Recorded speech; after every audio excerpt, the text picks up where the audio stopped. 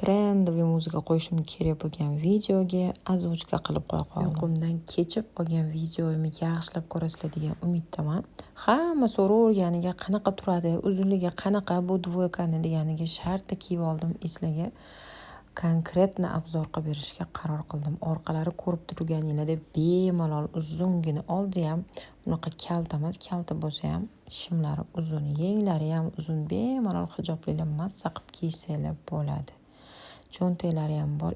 Materiali shunaqa zo'r ekan qizlar. Kiyib olib hech kim kelmasa-da, shunaqa ham mazza, badanga yoqimli va muzdekkina material ekan.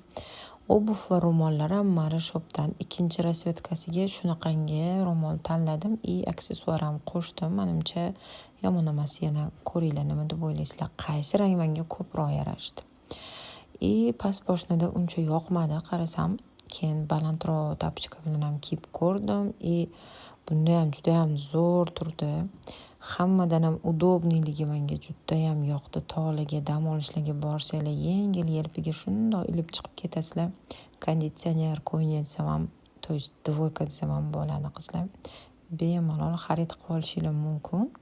Hozircha Mari Shopda bor razmer standart, 2 xil rasvetkada kelgan qizlar. Sevdim bu dvoykani. Qaysi rangidan o'zimga olib qolsam ekan, yozib yuboringlar.